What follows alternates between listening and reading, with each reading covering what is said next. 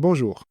Dans cette vidéo, nous montrons des applications réelles des parties théoriques abordées précédemment. Oui, nous allons examiner le module de minuterie et le chien de garde et démontrer comment fonctionnent les programmes d'exemple.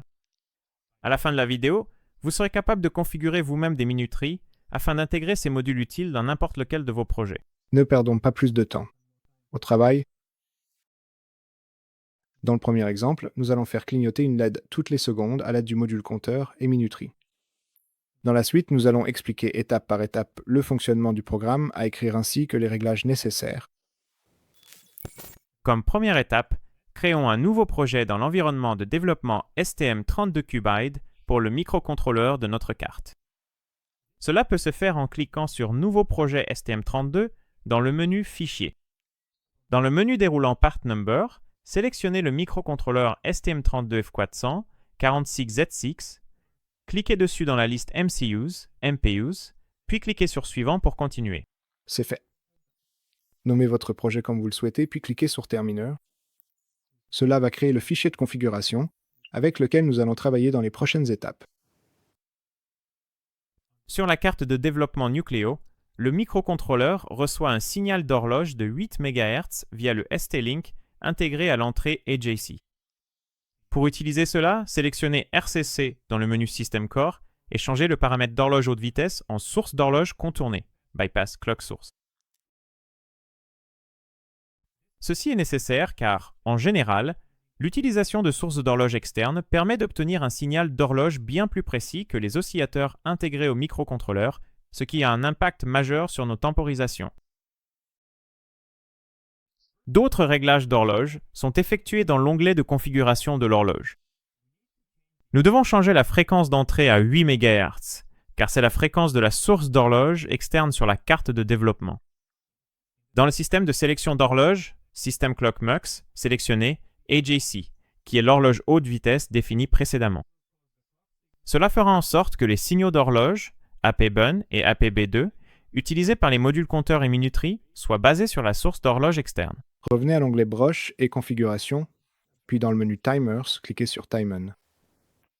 Réglez la source d'horloge sur horloge interne afin que le module Timon fonctionne à partir du signal d'horloge généré par le microcontrôleur. La temporisation d'une seconde peut être obtenue avec les réglages suivants. Dans les paramètres, changez le prescalé à 127. Le prescalé réel, dans ce cas, sera de 128, car régler le registre du prescalé à 0 donnera le signal d'horloge d'origine sans prescalé. C'est, à dire, une division par 1. La période du compteur est configurée à 62 499. Dans ce cas, il faut garder à l'esprit que l'événement d'interruption est généré lorsque le module compte jusqu'à la valeur définie puis revient à 0, ce qui signifie qu'un cycle d'horloge supplémentaire s'écoule. La durée du chronométrage peut être vérifiée à l'aide de la formule présentée dans la première vidéo. Mettons les valeurs configurées dans la relation. Donc 127 plus 1 sera le prescalé, ce qui donne 128. Multipliez cela par la limite définie de 62 500 et divisez le résultat par la fréquence de 8 MHz du signal d'horloge, exprimé en Hz selon les unités SI. Le résultat de ces calculs donne un chronométrage d'une seconde. Comme prochaine étape dans les paramètres NVIC, cochez l'option d'interruption globale de mise à jour TIMUN et TIMDIX pour être averti lorsque le minuture programmé expire. Nous avons connecté la LED à la broche PD-Sept du microcontrôleur. Il faut donc également la configurer. Le moyen le plus simple de le faire est de cliquer sur la broche PD-Sept dans le schéma du microcontrôleur et de sélectionner la sortie GPIO, car nous devons utiliser cette broche comme sortie pour contrôler la LED. Après cela, retournez dans le menu System Core et cliquez sur GPIO pour accéder à plus de paramètres. Vous avez la possibilité de sélectionner le niveau logique du signal par défaut. Dans notre cas, le niveau bas est approprié, car un signal logique bas est affiché sur la broche lors de l'initialisation, ce qui correspond à l'état éteint de la LED. Pour le label utilisateur, il est utile de spécifier votre propre nom, car cela vous permet de gérer les périphériques dans le code source généré de manière transparente. Par exemple, nous pouvons nommer la broche GPIO comme HMILDON en conséquence. Il reste un paramètre important à effectuer. Pour pouvoir programmer la carte de développement, il vous faut encore configurer l'interface utilisée pour la programmation. Cela peut se faire dans l'onglet 6 du menu System Core. Dans le menu déroulant Debug, sélectionnez Serial Wire. Enregistrez les modifications. Cela peut se faire en cliquant sur le bouton Enregistrer dans la barre d'outils, qui est représenté par une disquette. Générez ensuite votre code. À partir de maintenant, nous allons travailler dans le fichier principal, le fichier main, C, où nous allons implémenter le contrôle de la LED. Tout d'abord, nous créons une variable appelée isTimeoutOccurred. Par la suite, nous utiliserons ceci comme un soi-disant drapeau. Le drapeau est une variable indiquant la survenue d'un événement. Pour cette variable, j'ai choisi le type U132, car nous utilisons un microcontrôleur 32 bits dans le programme, ce qui permet d'effectuer les opérations les plus rapides sur ce nombre de bits. De plus, la réécriture de la valeur de la variable sera une opération atomique dans ce cas, ce qui signifie que rien ne peut interrompre ce processus. Avant la boucle infinie, nous devons effectuer quelques ajustements. Nous initialisons la variable isTimeoutOccurred avec une valeur initiale de 0. Cela signifie que notre minuture n'a pas encore expiré. Effacez le drapeau d'interruption de mise à jour du timer dans le module compteur et minuterie. Ceci est utile pour garantir un démarrage propre et s'assurer que la première routine de gestion d'interruption s'exécute effectivement après l'expiration du premier timer. Enfin, nous démarrons le module TimerOn. Ensuite, nous implémentons la routine du gestionnaire d'interruption. Le code source est généré et la fonction de rappel HAL, TIM, period, elapsed, callback est déclarée, que l'on trouve dans le fichier stm32f4x h HAL TIM h. Cette fonction de rappel est appelée par l'interruption du module TimerOn, dans laquelle nous pouvons gérer l'interruption, mais il faut faire attention à la définition de la fonction. Définissez la fonction dans le fichier main. C et réglez la variable isTimeoutOccurred à 1 pour indiquer que le minuture a expiré. Enfin, vous pouvez programmer le contenu de la boucle infinie, de manière à ce qu'elle s'exécute continuellement. Après l'initialisation, le microcontrôleur exécutera ce code de programme encore et encore jusqu'à ce que l'alimentation soit coupée. Au début du cycle, nous vérifions si le minuture s'est écoulé. Rappelons que ce drapeau est mis à 1 par la routine de gestion d'interruption du module TimerOn, et une fois que cela se produit, la condition if sera vraie et la section de code qu'elle contient s'exécutera. Dans ce cas, nous nous assurons que le drapeau est réinitialisé afin que la prochaine fois, nous n'intervenions que lorsque notre minuture définie se sera de nouveau écoulée. Ensuite, nous changeons l'état de l'Eden pour le mettre à l'opposé. C'est terminé. Téléversons le code sur notre microcontrôleur. Voyons voir.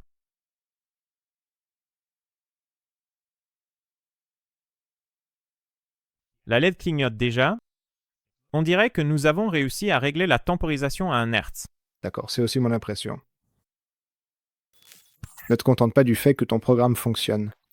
Tu devrais essayer de l'implémenter avec une autre méthode. Puisque nous avons appris comment fonctionne le Watchdog Timer dans la vidéo précédente, pourquoi ne pas l'utiliser? Dans cet exemple, nous allons faire clignoter la même LED en rechargeant le Watchdog Timer à chaque fois que la LED s'éteint.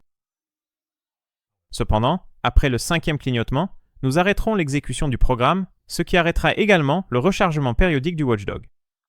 Vous remarquerez que le programme redémarrera lorsque le Watchdog Timer expirera, ce qui sera indiqué par le clignotement de la LED à nouveau. Les deux exemples sont très similaires.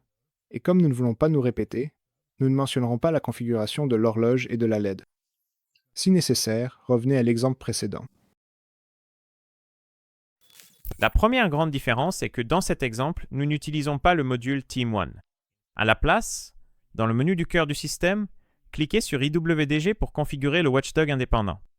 Nous allons régler le minuture sur 5 secondes, donc cocher activer pour permettre le module, puis changer le prédiviseur à 64 et la valeur de rechargement du compteur à rebours à 2499. Il est important de noter que le périphérique Watchdog fonctionne à partir d'un signal d'horloge indépendant d'une fréquence de 32 kHz.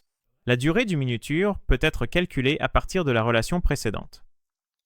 Les valeurs données sont insérées dans la formule et la période calculée sera de 5 secondes.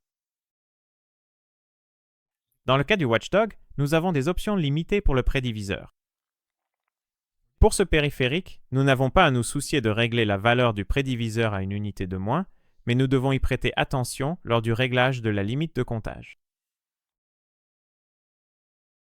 Configurez l'interface de débogage, puis enregistrez vos modifications et générez votre code.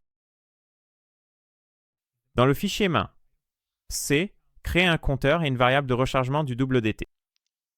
Le premier sera utilisé pour le chronométrage et le second servira à suivre les rechargements du watchdog. Avant la boucle infinie, initialisez les variables avec une valeur initiale de 0. Enfin, complétez la boucle infinie. Incrémentez le compteur jusqu'à 500 zéros, ce qui correspond à un temps d'attente visuellement perceptible d'environ 1 seconde. Une fois cela atteint, nous entrons dans la condition if et allumons la LED, suivi d'un autre minuteur, cette fois en décomptant jusqu'à 0. Nous éteignons ensuite la LED, rechargeons le watchdog et augmentons la valeur de la variable de rechargement du WDT.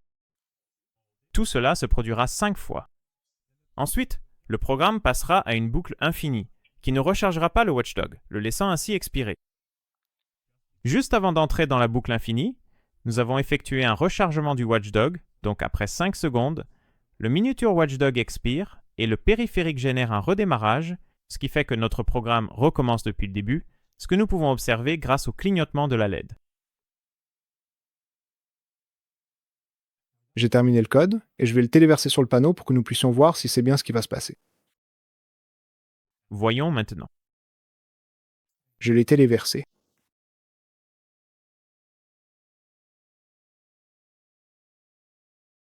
La LED clignote, ce qui est bon signe. 3, 4, 5. C'est un décompte numérique simple et fondamental. Maintenant, il y a une attente de 5 secondes. Et la LED clignote, ce qui signifie que le watchdog fait son travail, donc tout va bien. Oui, le programme a redémarré. Pour célébrer la réussite de notre programme, résumons brièvement ce que nous avons appris dans ce chapitre du programme. Nous avons découvert les modes et réglages les plus courants des modules compteurs et minuterie. Nous avons abordé les fonctions simples de minuterie, la capture d'entrée, la comparaison de sortie, y compris les impulsions avec modération. Nous avons examiné comment surveiller les caractéristiques du mouvement rotatif à l'aide d'un microcontrôleur. Puis nous nous sommes tournés vers le périphérique Watchdog pour la protection des systèmes embarqués. Nous avons également brièvement abordé le minuteur SysTick qui fournit une base de temps précise pour les systèmes d'exploitation embarqués. Nous avons aussi utilisé des exemples pratiques pour faire clignoter une LED avec un minutage précis et pour voir comment le watchdog peut protéger un logiciel contre les blocages. J'espère que vous apprécierez les vidéos et que vous acquérez les connaissances que vous recherchez. Vous pouvez recevoir des notifications concernant d'autres vidéos en vous abonnant à notre chaîne ou en suivant notre page Facebook, dont le lien se trouve dans la description. Voici également un lien vers notre site web où vous pourrez retrouver tous les documents écrits et les codes sources utilisés. Au nom de tous mes collègues, je vous remercie de votre attention. Passe une bonne journée. Au revoir. Au revoir.